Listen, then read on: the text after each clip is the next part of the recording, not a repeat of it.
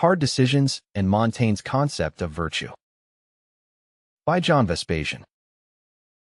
I find it reasonable to question any ethical system that does not deliver success and happiness. What's the point of being a good person if there are no tangible rewards? Why should one practice virtue if it does not bring practical advantages? Michel de Montaigne, 1533 to 1592, asked those questions in the context of the 16th century, but today's circumstances are not fundamentally different. We all face moral choices and must figure out how those are going to impact our success and happiness.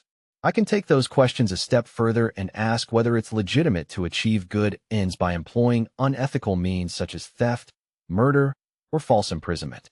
Montaigne pondered precisely that question in his essay, Of Bad Means Employed to a Good End. He scrutinized the worth of moral values in a world that is often unjust, chaotic, abusive, or plain incomprehensible. All moralists in history have asked themselves if important goals justify wrongful behavior.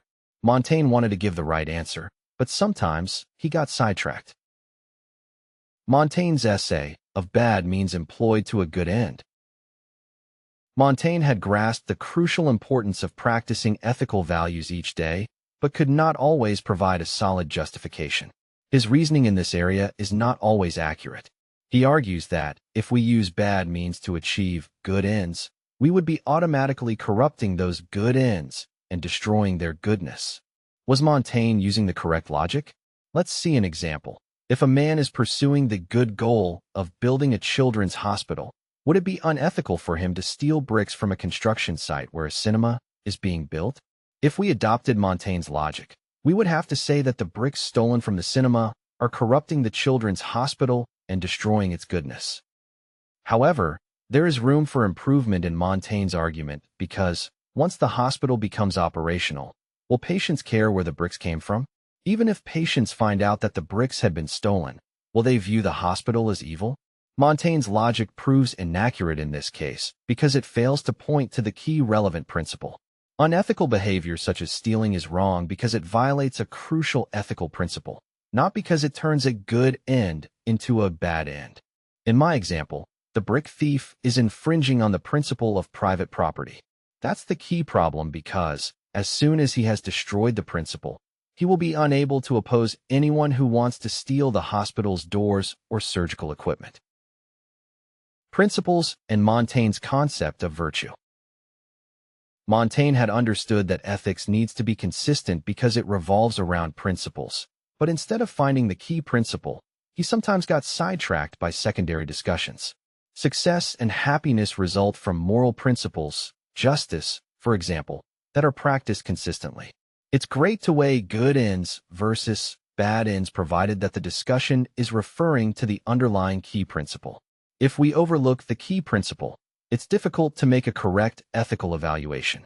Montaigne rightly remarked that unethical individuals will often become victims of their own misdeeds, but once again, he failed to pinpoint the underlying key principle. Without reference to principles, e.g., justice, it is difficult to determine the right course of action and figure out how to achieve success and happiness. The failure to identify the precise principle made Montaigne question whether Themistocles, 524 to 459 BC, was really a hero because he had deceived the Persians in the Battle of Salamis to prevent them from invading Athens. If we apply the key relevant principle, i.e., self-defense, it is obvious that Themistocles was a hero and that his deceit was ethically justified. Of course, the Athenians had the moral right to deceive the Persians in order to prevent the invasion. How could Montaigne fail to see that Themistocles was right? Accuracy and Montaigne's Concept of Virtue.